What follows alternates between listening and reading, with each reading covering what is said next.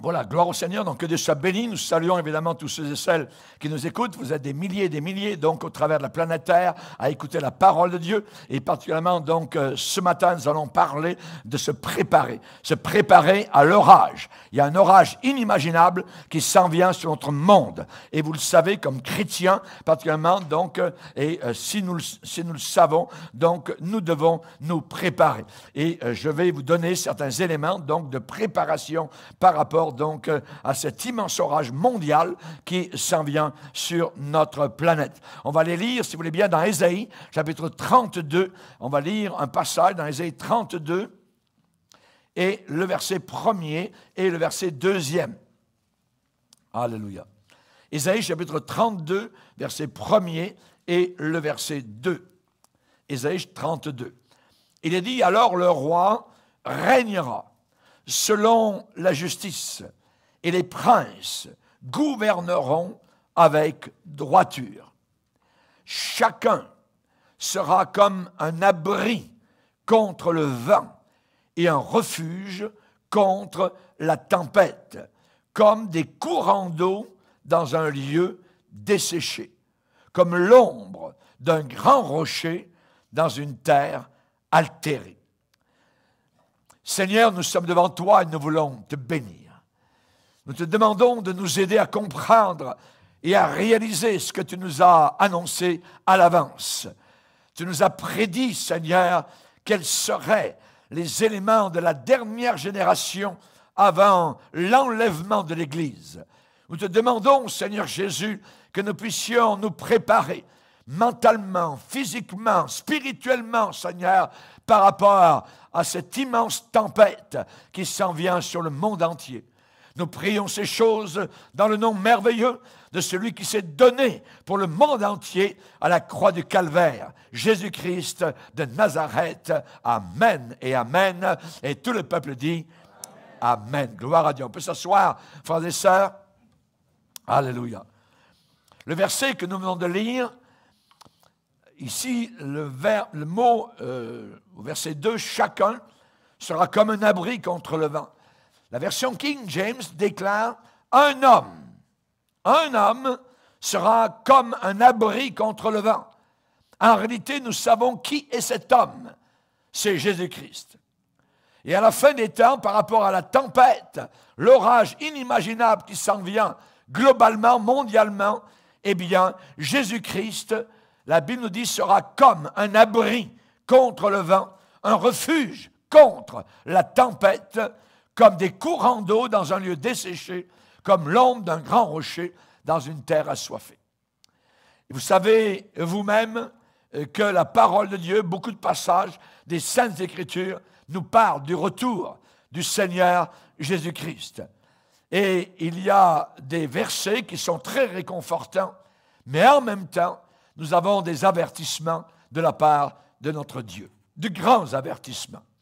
Si par exemple, je voulais vous donner un rapport prophétique de notre époque actuelle, ce que vous entendez aux nouvelles du soir, vous avez des feux en Californie.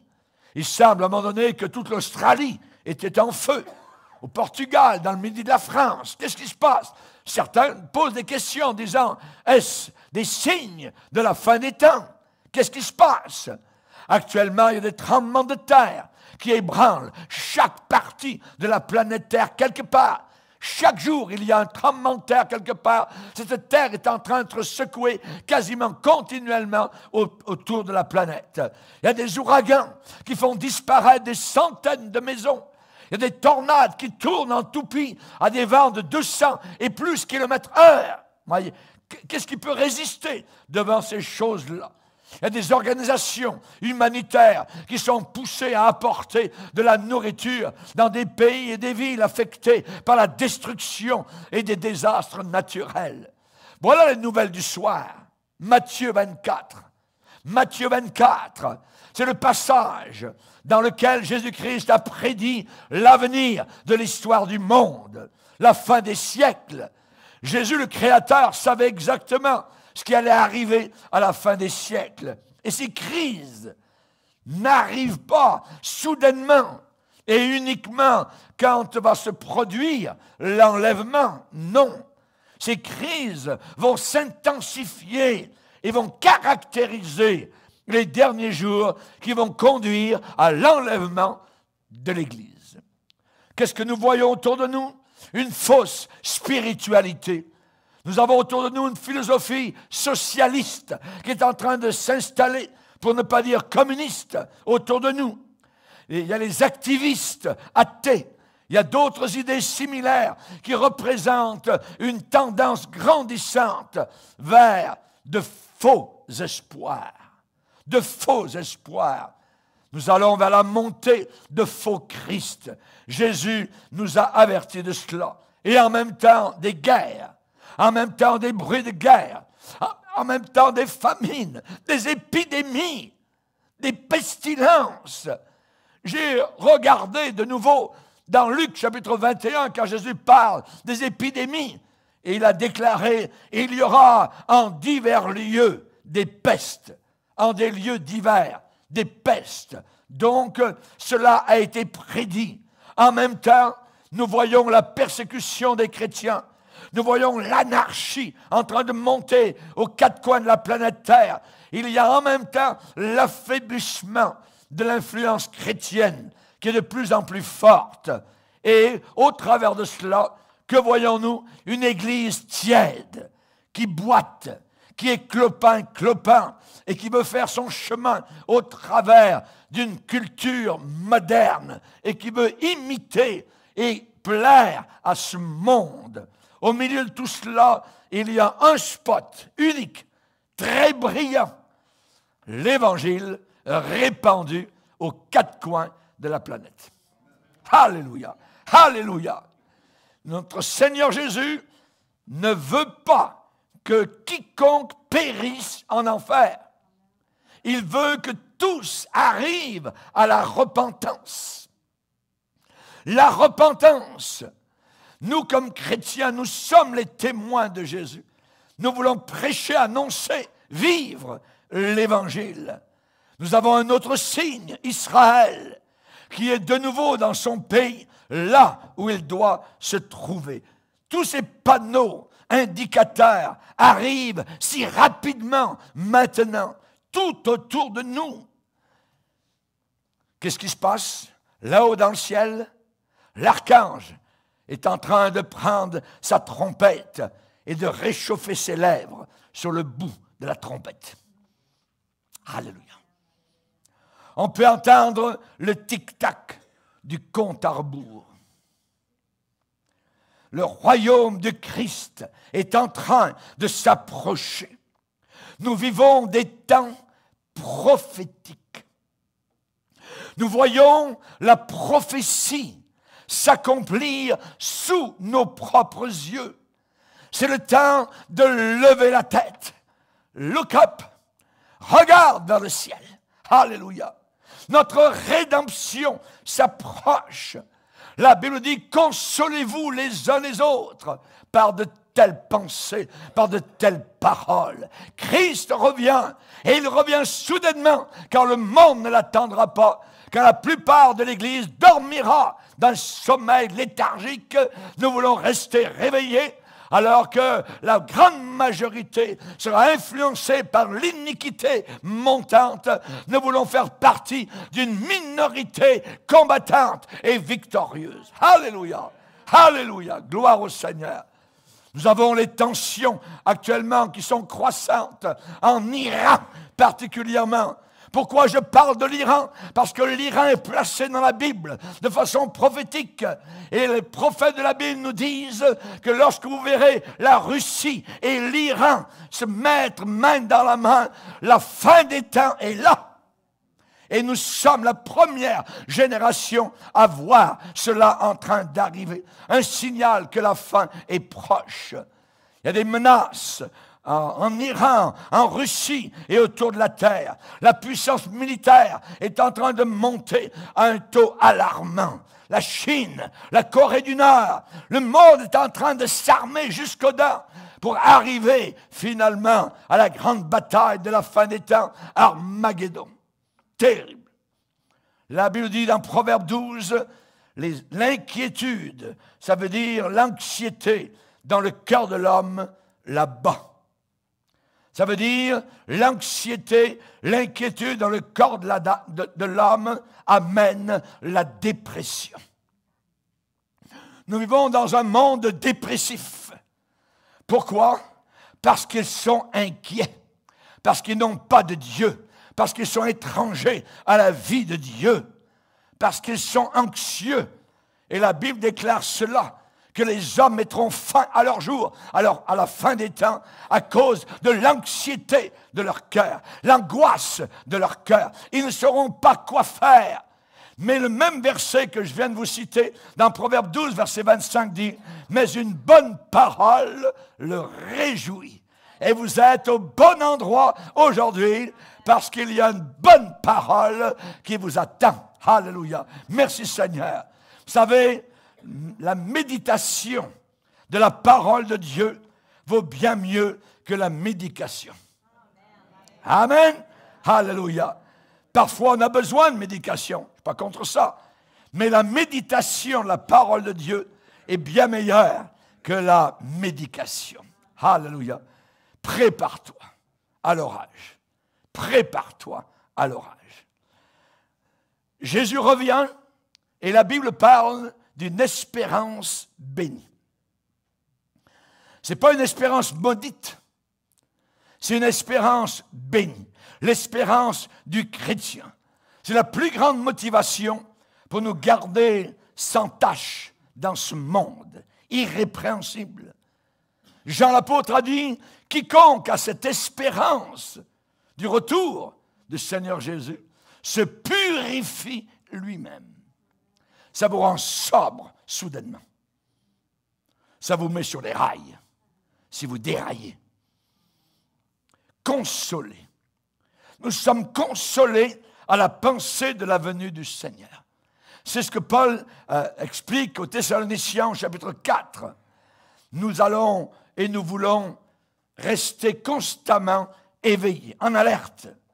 Alors nous avons besoin de la discipline, une discipline personnelle. Si nous sommes disciples de Jésus-Christ, eh bien, discipline et disciple, c'est la même racine. C'est la même racine des deux mots. Être discipliné. Discipliné. Nous devons être en alerte pour attendre ce grand jour. Ça va être soudain. Il y aura un dernier dimanche.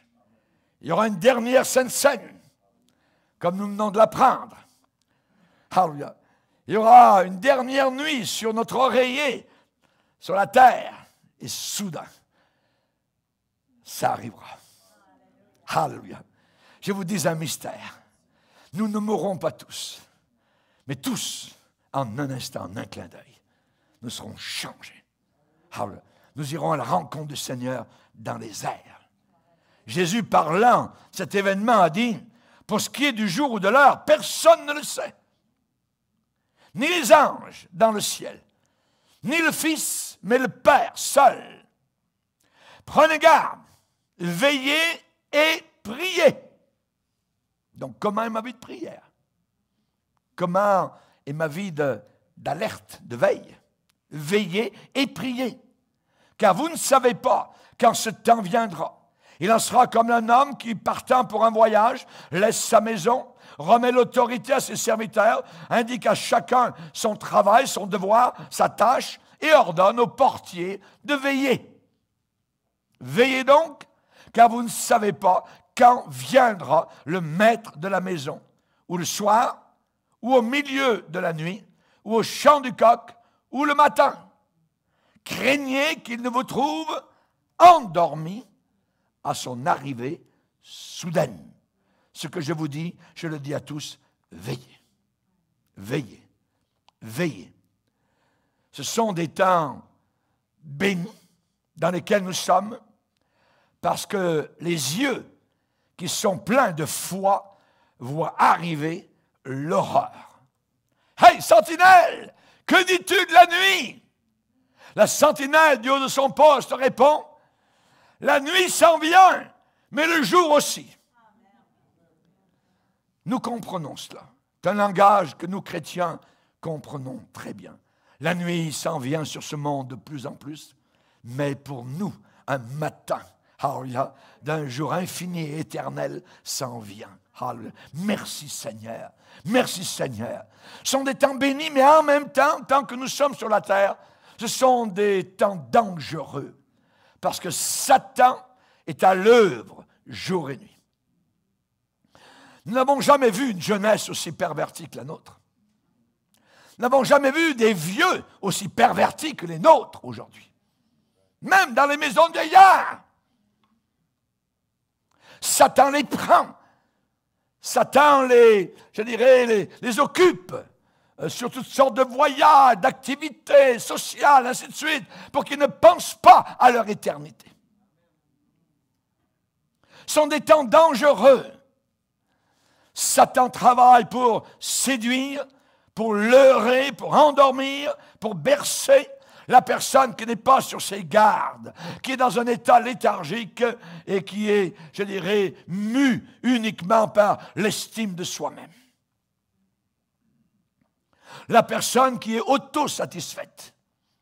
Malheur à la terre et à la mer, car le diable est descendu vers vous, animé d'une grande colère. Il sait qu'il a peu de temps. Il sait qu'il a peu de temps. Et durant le cours de l'Apocalypse, je sors tout le temps mon petit chose ici pour montrer que le temps est court. Je vous ai parlé tout à l'heure du tic-tac, le countdown. Je vous ai parlé de l'archange qui est en train de préparer ses lèvres sur la trompette mondiale qui va sonner aux quatre coins de la planète Terre. Malheur à la terre. Le diable sait que son temps est court. Alors il travaille. Il travaille jour et nuit, overtime. Voyez. Si vous vivez dans une région actuellement où frappent souvent des cyclones, des tornades, alors vous réagissez plutôt rapidement. Lorsque la sirène en ville vous avertit qu'une tornade est en train de venir, vos yeux et vos oreilles sont rivés sur la radio, sur la télévision, pour des nouvelles, savoir qu'est-ce qui se passe, et ainsi de suite. Chaque rapport météo, voyez, qui s'en vient. Si on vous dit que cette grosse tempête est en train de venir dans votre direction. Lorsque nous étions dans le Pacifique Sud, particulièrement où il y a des tempêtes semblables, eh bien, on était avertis. Soit à Tahiti, soit en Nouvelle-Calédonie, où nous étions missionnaires, que parfois des tornades, des cyclones s'en viennent. Il faut se préparer. Sinon, votre voiture, vous ne la retrouvez plus. Votre bateau, vous allez le retrouver à 1 kilomètre à l'intérieur des terres, et ainsi de suite. Il faut se préparer, voyez. Si le danger semble imminent, il faut absolument faire des préparations avant la tempête. Qu'est-ce que les gens font généralement? Ils achètent des batteries neuves. Ils achètent des radiotransistors. Ils veulent les nouvelles. Des paquets de bouteilles d'eau. Des chandelles, des bougies. On place sur les magasins des planches, sur les façades, sur les vitrines, même sur les maisons. Parfois, on évacue. On prend sa voiture et on s'en va à 1000 kilomètres plus loin. Et vous avez des embouteillages sur les autoroutes. Toutes ces précautions ne sont pas prises généralement lorsque c'est l'ordinaire, c'est le normal, voyez. Mais ces choses-là, on les fait lorsqu'elles sont, je dirais, lorsqu'on est menacé, lorsqu'il y a une menace de désastre pour la sécurité. Il est évident pour tous ceux qui vivent selon la parole de Dieu, que le monde actuel est en train de se diriger vers la tempête des tempêtes. C'est juste en avant de nous. Dans la Bible, ça s'appelle le jour de l'Éternel. Le jour de l'Éternel. Il est décrit dans l'Ancien Testament et il est repris même dans le Nouveau Testament. Dieu va dire, je ferai paraître des prodiges en haut, dans le ciel, et des actes miraculeux en bas sur la terre. Du sang, du feu, une vapeur de fumée. Est-ce que cela ne ressemble pas aux champignons atomiques? Le soleil se changera en ténèbres, la lune en sang, avant l'arrivée du jour du Seigneur, de ce jour grand et glorieux. Donc, c'est en avant de nous. C'est en avant de nous, avec tout ce que cela implique.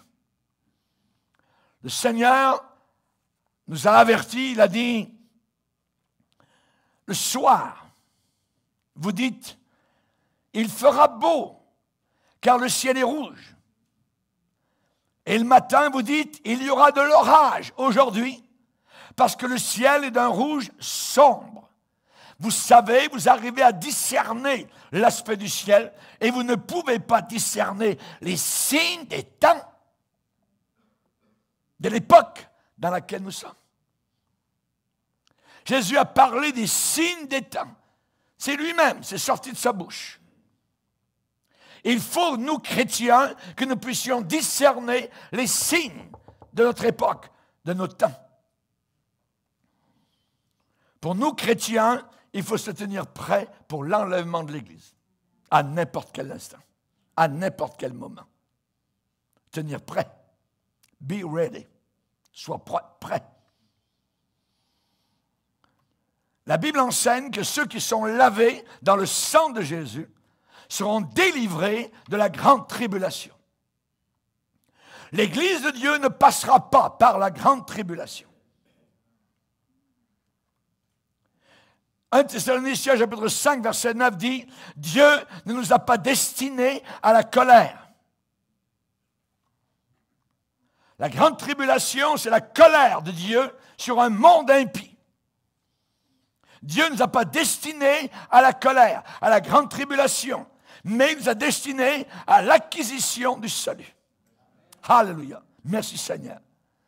Mais en attendant, les chrétiens ne sont pas exempts de troubles, de problèmes, d'agitation.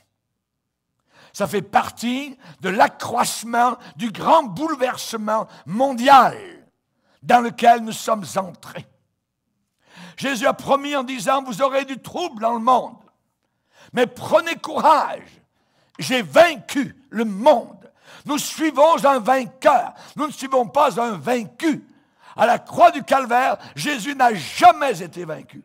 Il était plus que jamais victorieux à Golgotha. Alléluia. Et avant que l'œil du cyclone ne passe sur une ville, juste avant, il y a des grands vents qui hurlent.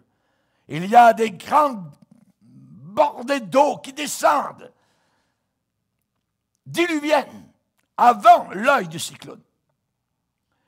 Aujourd'hui, il semble que nous sommes actuellement sur la bordure principale de la tempête. Borderline. Mais on n'est pas arrivé à l'œil du cyclone. Mais déjà, nous ressentons les vents qui soufflent, c'est le début. Jésus a dit, quand ces choses commenceront à arriver, relevez la tête. Baisse pas la tête, mon frère. Lève la tête, réjouis-toi. Ce que Christ a déclaré arrive, ça se réalise, ça s'accomplit. Ça se discerne. Les signes des temps. Aujourd'hui, il semble qu'il y a une pression spirituelle qui devient lourde. Ouvrez votre bouche pour Jésus. Vous allez ressentir cette épaisseur d'opposition, ces murailles diaboliques. Aujourd'hui, il y a des forces, des puissances qui semblaient enfermées depuis des siècles, qui sont libres. Et même si nous nous attendons à l'enlèvement pour être délivrés, nous devons cependant faire soigneusement des préparations. Pour cette partie, je dirais, de l'orage, du cyclone que Dieu va permettre de venir sur le monde juste avant notre déménagement. Juste avant notre enlèvement, juste avant notre départ secret. Le monde ne s'y attend pas, mais l'Église doit être sur ses gardes constamment. Alors, comment se préparer? Comment se préparer? Il y a une liste de précautions à faire. Et je vais vous en donner aujourd'hui quelques-unes pour aider le peuple de Dieu et ceux qui désirent vraiment se présenter un jour devant le Seigneur comme des hommes et des femmes de Dieu éprouvés qui n'auront pas à rougir. Qui n'auront pas à rougir. Jude va plus loin et il dit que vous pouvez vous présenter un jour devant Dieu, devant sa gloire, irrépréhensible et dans l'allégresse. Et dans l'allégresse, dans la joie. Alléluia. Jude 24. Première préparation. Gardez-vous aussi proche que possible de votre première consécration, quand vous êtes venu à Jésus. Gardez-vous aussi près, aussi proche. Le cantique qui a été chanté sur le Titanic, alors que les eaux glacées ont emmené des centaines de personnes vers la mort. Mon Dieu, plus près de toi. Nous avons besoin d'être très, très proches du Seigneur. Bien plus proches que nous le sommes actuellement. Quand les troupes, soldats américains, sont revenus des différents champs du Moyen-Orient, des batailles, des guerres qu'ils ont menées là-bas, arrivés aux États-Unis, il y avait un seul thème qui semblait revenir sur toutes les lèvres dans leurs témoignages. Notre expérience comme soldats nous force à revenir aux choses de base. Les choses basiques. Quand vous avez affronté la mort et que vous avez échappé et que vous revenez au pays, ce qui importe le plus, les choses de base. On a compris que le plus important était les choses de base. Souvent, nous chrétiens, nous perdons contact avec l'émerveillement de notre salut, avec l'excitation d'être sauvés, d'aller au ciel, pardonnés, libérés, joyeux. Depuis le salut, des ailes nous ont poussés. Et ces ailes vont s'en servir le jour où nous partirons sur les nuées du ciel. Alléluia. Alléluia. Ne perdez jamais le contact avec les choses de base. La Bible déclare, ce sont des choses que l'œil n'a pas vues, que l'oreille n'a pas entendues, qui ne sont pas montées au cœur de l'homme, mais des choses que Dieu a préparées pour ceux qui l'aiment. Choses merveilleuses, choses glorieuses. Le salut, le pardon, la prière, la lecture de la Bible, la communion fraternelle, le témoignage, les choses de base. Nous avons besoin de nous tenir proches des choses basiques. Nous, chrétiens, nous n'osons pas nous éloigner de ces choses-là. Nous n'avons pas la réponse à toutes les questions que les gens voudraient nous poser. Mais nous pouvons leur dire, je sais une chose, j'étais un aveugle et maintenant je vois. Alléluia. Alléluia. Je vois, je comprends, je suis sauvé. C'est là dans mon cœur. C'est inscrit dans ma génétique spirituelle. Alléluia. À Éphèse, le Seigneur est venu et lui a dit à cette église, souviens-toi d'où tu es tombé. Oh, tu es tombé. Tu t'es éloigné. Souviens-toi d'où tu es tombé. Repens-toi et pratique tes premières œuvres. Tes œuvres du départ. Tes œuvres du début. Rappelle-toi la joie, le zèle que tu avais. Toutes les réunions, tu les voulais. Alléluia. Nous avons ici des gens qui font des dizaines de kilomètres parfois des centaines de kilomètres, pour une réunion, pour venir entendre la parole de Dieu. Gloire à Dieu pour ce zèle que Dieu met dans ces gens-là. Pratique tes premières œuvres. Sinon, j'enlèverai ton chandelier. Et quand vous n'avez plus de chandelier, vous n'avez plus de lumière, vous n'avez plus de discernement, vous ne comprenez plus rien. Vous tournez vers le succès, vers la prospérité, vers l'ego, la psychologie, toutes sortes d'évangiles aujourd'hui, qui ne sont plus l'évangile du sang, l'évangile de la croix. Si quelqu'un vous prêche un autre évangile, qu'il soit maudit, qu'il soit anathème, a dit l'apôtre Paul. À Sardes, cette église qui était devenue morte, le Seigneur va dire, tu passes pour être vivant, mais je veux te dire la réalité, tu es une église morte. Ça veut dire quelqu'un qui est mort spirituellement ne peut plus aller au ciel. Alors l'histoire des gens sauvés, toujours sauvés, ça n'existe pas. Tu es sauvé tant que tu marches avec Jésus. Tant que tu marches avec le Seigneur. Abraham, rappelez-vous, il est revenu de son voyage malheureux en Égypte. Il a fait un petit voyage en Égypte. En arrivant en Égypte, en passant la douane, il a pris son épouse contre son cœur. Il a dit, chérie, c'est un nouveau pays. Et tu vas dire que tu es ma sœur. Tu es trop belle parce qu'ils vont essayer de te... Hein, si je dis que moi, c'est ma femme, ils vont me tuer. Donc, tu vas me sauver la vie. Tu diras que tu es seulement ma sœur. Un petit mensonge.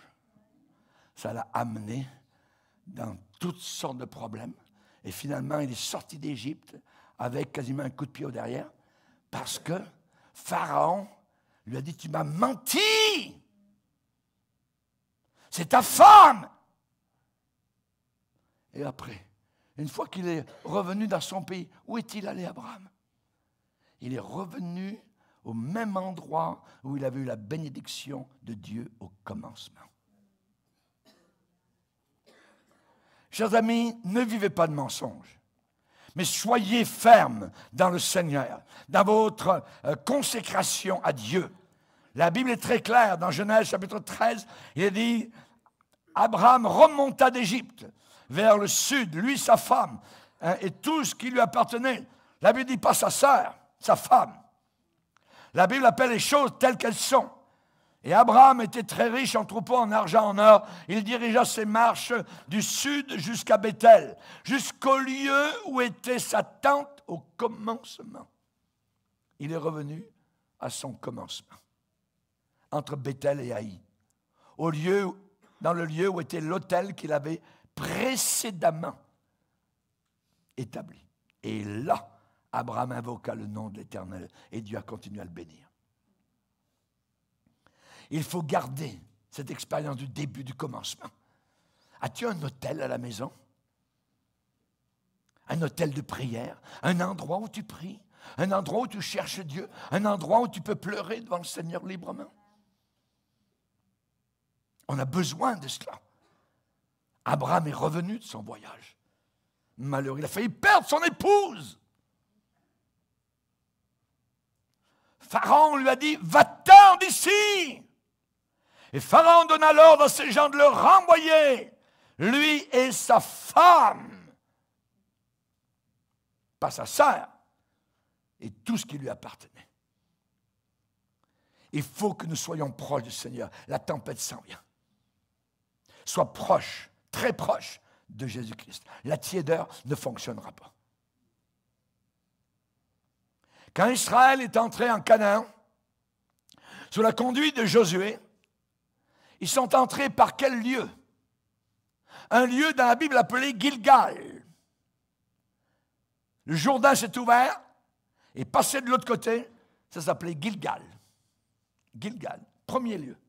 Avant d'attaquer les Cananéens, avant d'attaquer les païens, ils ont attendu là à Gilgal.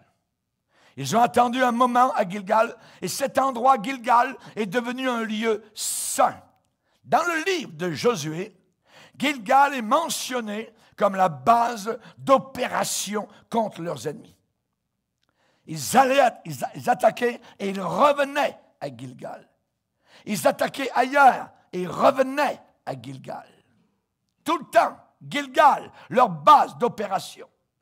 Josué retournait fréquemment à Gilgal, au milieu de leurs combats, au milieu de leurs batailles, au milieu de leurs luttes, et après leur victoire, encore Gilgal. N'osez jamais vous éloigner trop loin de votre première consécration que vous avez eue avec le Seigneur. Quand vous êtes entré dans la terre promise, là vous avez mis le pied dans les promesses de Dieu. Rappelez-vous la joie, rappelez-vous la bénédiction, rappelez-vous la pluie d'en haut, rappelez-vous le baptême dans le Saint-Esprit, la recherche de Dieu et de ses dons. Rappelez-vous. Lorsque, dans l'Ancien Testament, Aaron et ses fils ont été consacrés à la sacrificature, à la prêtrise, ils devaient rester 7 jours dans le tabernacle. 7 jours. Lévitique 8, verset 33. Pendant 7 jours, vous ne sortirez pas de l'entrée de la tente d'assignation jusqu'à ce que les jours de votre consécration soient accomplis, car 7 jours seront employés à votre consécration. Une semaine. Le travail de Dieu dans la vie d'une personne, ça prend du temps. Ça prend du temps. Ça ne se fait pas en 5 minutes. Seigneur, aujourd'hui, je n'ai pas le temps de tout ça, mais j'ai lu ma petite promesse, puis ça va aller. Oh non. Ça ne passe pas devant Dieu. Ça prend du temps. Si dans l'Ancien Testament, il fallait 1 semaine entière, jour et nuit, à l'intérieur du tabernacle de Dieu, pour la consécration des sacrificateurs, alors je peux vous dire que le travail du Seigneur, ça prend du temps. C'était une œuvre de consécration. Ça ne pouvait pas se faire rapidement, vite, à la hâte. Il y a des gens qui voudraient récolter les pommes au mois de juin, après les fleurs du mois de mai. Non, il faut attendre le mois d'octobre. Et le travail de Dieu, ça prend du temps. Quand vous escaladez une montagne, ceux qui montent sur l'Everest, ça prend du temps. C'est un pas après un autre. Et parfois le souffle manque et ils ont des bouteilles d'oxygène. On ne peut pas monter en un jour, jusqu'en haut, et on redescend. Non! Il y a des gens qui aimeraient que la vie avec Dieu, ça soit rapide, très rapide. Non, il n'y a pas de fast track avec le Seigneur. Il n'y a pas de TGV avec le Seigneur. Non, non, non, non. Pas à pas. Nous devons vouloir passer du temps. Nous devons vouloir développer une relation proche, intime avec notre Sauveur dans ces jours de tempête qui commencent. Quand David se préparait à combattre Goliath, le roi Saül a voulu placer une armure sur le petit berger qui voulait aller se battre contre un homme de guerre. Le géant portait une armure. Alors le roi Saül a pensé que ce serait bien aussi pour le petit berger. S'il voulait se faire tuer, mais il se ferait tuer peut-être avec une armure. Ça veut dire quoi? Ça veut dire que le roi Saül, rétrograde, apostat, voulait que David ressemble le plus possible à son ennemi. Et c'est ce que beaucoup de chrétiens, pasteurs aujourd'hui, pensent. Plus on est proche du monde, plus on leur ressemble, plus on a leur musique, plus on a leur habillement, plus on a leur langage, plus on a leur manière, là on va en sauver bien plus. Non, non, non, non, non, non. C'est la différence qui attire. C'est parce qu'on est différent que les gens disent « Oh, voilà des gens différents ». Ils ne veulent pas retrouver à l'intérieur de l'Église ce qu'ils ont déjà dans le monde. Si David n'avait pas rejeté cette idée-là, c'était sa mort et sa défaite. Il est allé, David, au combat avec une foi simple, une foi d'enfant. reposant totalement sur son Seigneur. Et l'arme était tellement simple que tout le monde a dû rire. Les yeux étaient tous fixés, autant dans le camp ennemi que dans le camp qui était à lui, du côté des Israélites. Regardez-le avec sa petite chose. Ouais, son petit tourniquet, là. Il pense qu'il va gagner. Les païens nous disent la même chose. Pensez qu'avec une croix, vous allez aller au ciel. Oui. Oui. C'est plus fort que toute la sagesse du monde. Alléluia. C'est ça qui a écrasé Goliath. Satan a été vaincu à la croix du Calvaire. Ceux-ci s'appuient sur leurs chars, ceux-là s'appuient sur leurs chevaux. Nous invoquons le nom de l'Éternel. Eux, ils plient et ils tombent, et nous restons debout. Qui est tombé? Goliath. Et David est resté debout parce qu'il se confiait dans le Seigneur. Alléluia. Merci Seigneur. Une arme tellement simple. La vie chrétienne, c'est pas compliqué. Quand ça devient compliqué, arrêtez. Parce que vous commencez à dériver. Parce que c'est simple. Très simple. J'ai caché ces choses aux sages et aux intelligents de ce monde et je les ai montrées aux enfants, a dit Jésus. Chers amis, vouloir ressembler le plus possible au monde, à son ennemi, c'est répété aujourd'hui encore dans certains milieux. Certains veulent essayer de gagner le monde à Jésus en lui ressemblant le plus possible. Que disent-ils? Leur message, c'est simple, imitons le langage du monde. Imitons la manière du monde. Nous ne voulons pas laisser l'impression que nous sommes trop différents, que nous sommes vieux jeux, et ainsi de suite. Oui. Moi, je veux laisser l'impression que nous sommes très différents.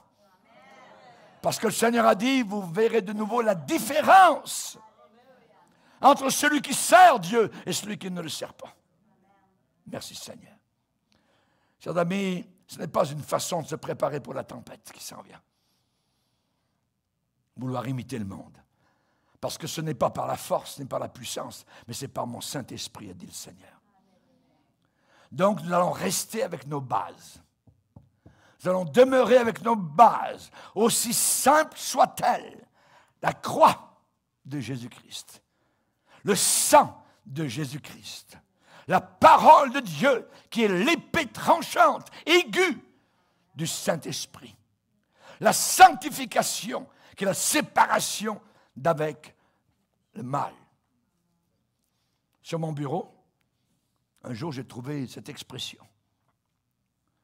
Total war, guerre totale. Oh, j'ai dit, c'est bien, ça correspond à mon idée. J'ai découpé et je l'ai collé en face. Guerre totale. Guerre totale. Il faut que ça soit dans ce sens-là, pour que nous puissions avoir la victoire, parce que le jugement sera total. Le jugement sera total. Les gens ont peur. De plus en plus.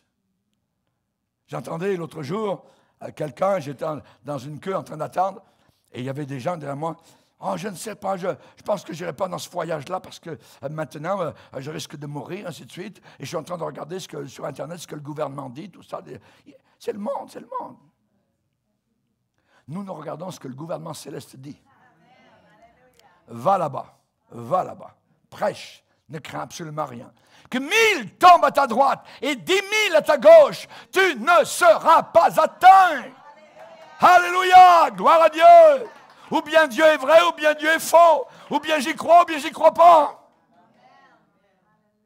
Jean-Baptiste, il attendait au Jourdain. Il prêchait au Jourdain. Il attendait quoi?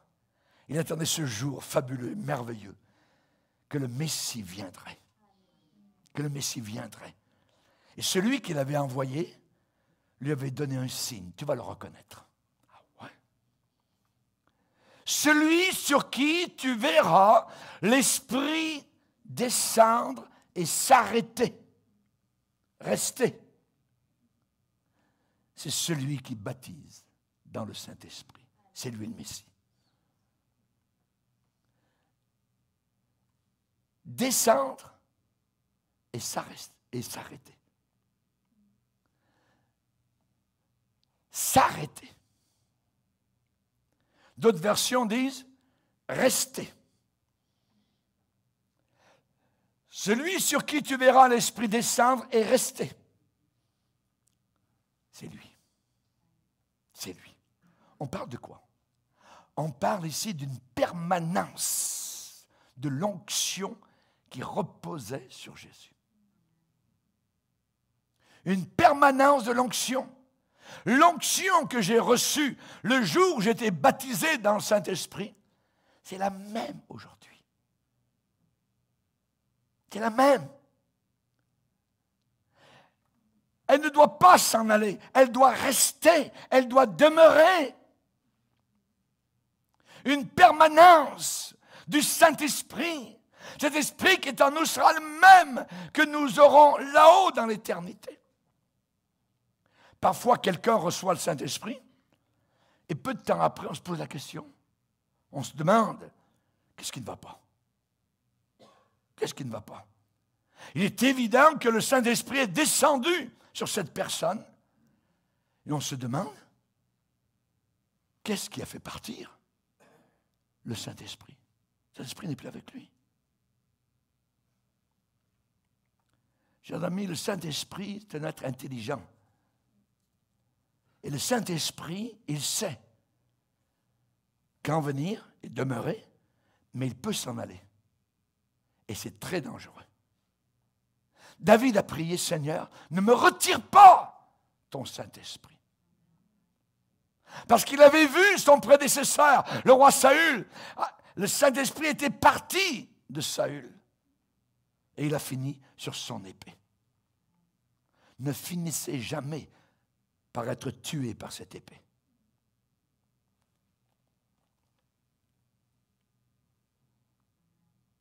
Saül, il est dit, l'Esprit de Dieu se retira.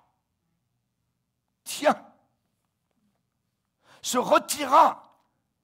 Je ne veux pas que l'Esprit de Dieu se retire d'aucune vie, mais il peut se retirer. Il est dit, l'Esprit de l'Éternel se retira de Saül, qui fut agité par un mauvais esprit. Puissance diabolique est venue, a été permise de Dieu à cause de sa désobéissance continuelle. Il n'obéissait plus au Seigneur. Alors, l'Esprit de Dieu s'est retiré de lui. Quand Samson a commencé à jouer avec les prostituées, la pornographie, il a dit, l'Esprit de Dieu se retira de Samson. Et il ne le savait pas. Et il a dit, je m'en tirerai comme auparavant. Non! Il a eu ses 2 yeux crevés. C'est très dangereux, dans ces jours de la fin, d'entrer dans cette période sans le Saint-Esprit. Sans la lumière, sans le chandelier, sans l'approbation de Dieu. Ne me retire pas ton Saint-Esprit. L'apôtre Pierre ne pouvait pas veiller 1 heure avec Jésus dans le jardin. Vous savez, il s'est endormi. Mais cependant, il n'était pas endormi quand c'était le temps de prendre son arme et de la faire tournoyer et de couper des oreilles. Une activité fébrile, c'est une chose. Mais veiller fidèlement, c'est autre chose. Au travers de longues heures obscures et ténébreuses. Il y a une récompense pour la 2e chose, mais pas pour la première. Jésus n'a jamais récompensé l'apôtre Pierre d'avoir coupé l'oreille. Non, Jésus a pris l'oreille par terre, il l'a replacée et il l'a guéri. Demeurez en lui. Demeurez en lui. Si vous demeurez en moi. Dans Jean chapitre 15, nous voyons cela arriver 12 fois ce verbe. Demeurez en moi. L'apôtre Paul qui parle de la fin des temps va dire à Timothée, les hommes seront égoïstes, amis de l'argent, fanfarons, hautains, blasphémateurs, ainsi de suite. Toi, demeure dans les choses que tu as apprises. Bouge pas de là. reste à ta base d'opération, à ton Gilgal. Reste là. Demeurez en lui. Afin que quand il paraîtra, vous ayez de l'assurance et que vous ne soyez pas confus et éloignés de lui, va dire l'apôtre Jean dans 1 Jean chapitre 2. C'est le premier conseil, la précaution. Gardez-vous aussi proche que possible de votre première consécration. Deuxième conseil que je vais vous donner aujourd'hui. Attention surtout au piège de Satan. Il va te piéger. Il veut te piéger. Le chemin est rempli de mines. Attention où tu poses le pied.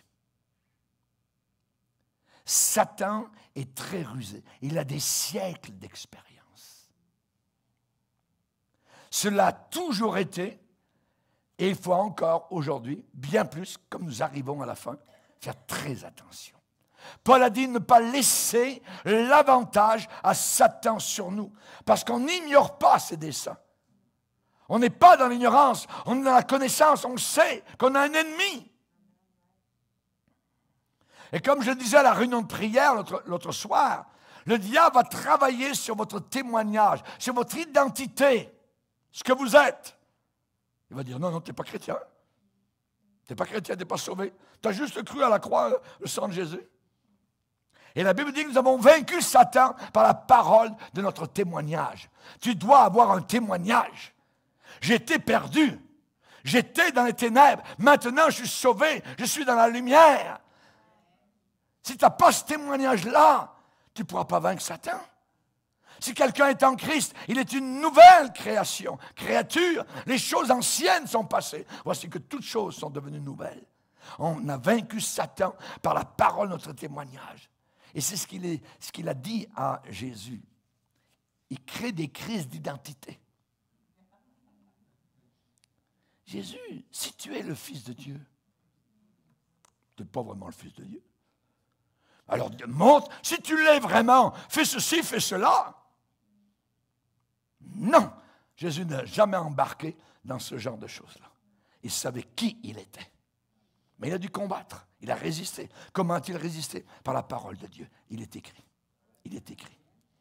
Il est écrit. Tu dois connaître la parole. Il faut que tu t'appliques à lire la parole. Pas qu'on te la lise le dimanche matin, pendant 1 heure.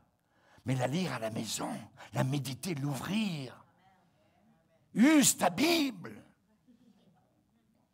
Tu rachèteras une neuve quand elle sera usée. Mais use la première. Demeure. Attention. Demeure dans les choses que tu as apprises. Attention au diable. L'avertissement pour le chrétien, que celui qui croit être debout prenne garde de tomber. Ne présume jamais de toi-même. Ton pire ennemi, c'est toi. La 5e colonne, elle est là à l'intérieur. Écris en gros, peut-être dans ta chambre ou sur les murs de quelque part dans ta maison, pour vous, bien-aimés, vous édifiant sur votre très sainte foi et priant par le Saint-Esprit, maintenez-vous dans l'amour de Dieu en attendant la miséricorde de notre Seigneur Jésus pour la vie éternelle. Ésaü est tombé. Ésaü a perdu. Il a perdu quoi? Tout ce qui aux yeux de Dieu était valable, son droit d'aînesse. Ça dit qu'il mangea et but, puis se leva et s'en alla, et c'est ainsi qu'Ésaü méprisa son droit d'aînesse. Méprisa les choses spirituelles. La tragédie des mots, elle est là. Il se leva et s'en alla. Avec une air d'indifférence. Oh ben, hey, mon petit frère Jacob, j'ai tellement faim. Fais-moi un bon potage. Jacob dit oui, à condition. Lui, Jacob, c'était les choses spirituelles. Il marchait avec Dieu. Il aimait les réunions. Il aimait se lever le matin pour prier. Oui, c'est vrai, maman lui avait indiqué quelques recettes de cuisine parce qu'il était souvent avec maman sur la tente. Et son frère, qui un jour est venu avec ses appétits charnels, a dit, mon frère, donne-moi, je vais mourir, donne-moi, fais-moi un potage. Jacob dit, à condition que tu me donnes ton droit d'aînesse. À quoi me sert ce droit d'aînesse? Et il vendit son droit d'aînesse. C'est comme vendre l'Alaska pour $1. Les choses spirituelles, que servirait-il à un homme de gagner le monde entier s'il perd son âme? Il s'en alla. C'est comme cela qu'Ésaü méprisa son droit d'aînesse, indifférent. Il a rejeté tout ce qui pour lui était d'une grande valeur. Cet esprit frivole, d'indifférence, de désinvolture, ça prévaut autour de nous, dans l'atmosphère actuelle de notre époque.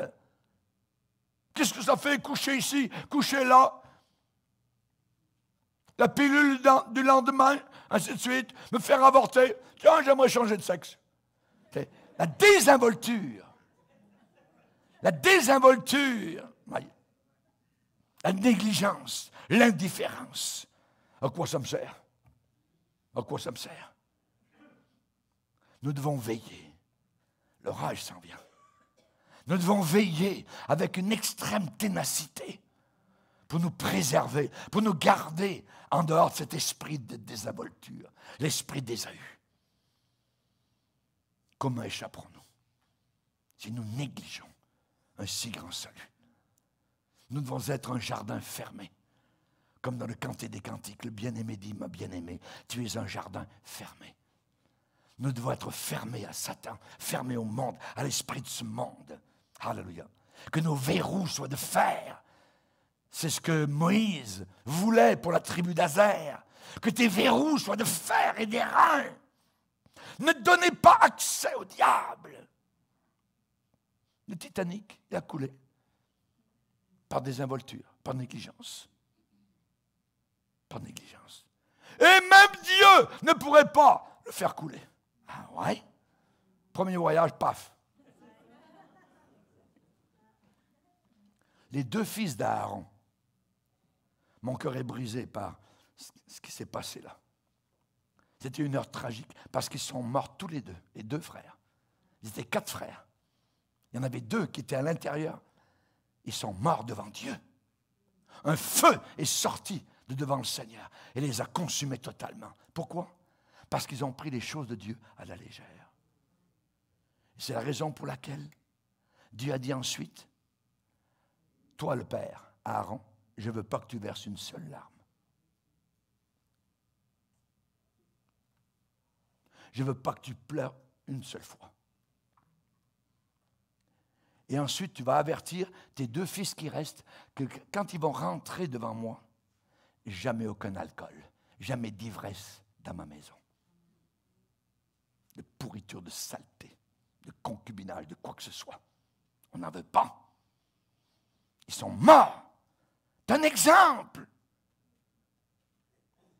Aaron et ses 2 autres fils qui restaient ont été avertis de ne pas sortir maintenant du tabernacle et de ne montrer aucun signe de tristesse. Quelle discipline requise! Quelle discipline demandée! Cela demande un très grand contrôle de soi. Pourquoi?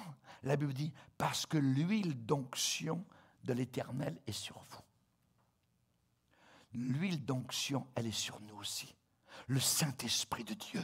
N'attristez pas le Saint-Esprit de Dieu par lequel vous avez été scellés pour le jour de la rédemption. Ils étaient des hommes oints. Ils avaient été oints, ces 2 fils d'Aaron. Et l'onction amène la discipline.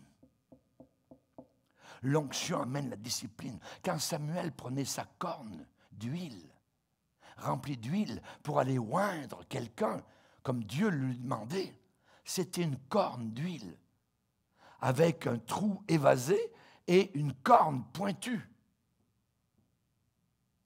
Et cette corne ne pouvait pas être posée. Si on la posait, si Samuel disait, « Oh tiens, je suis fatigué, je vais la poser un peu », l'huile s'écoulerait.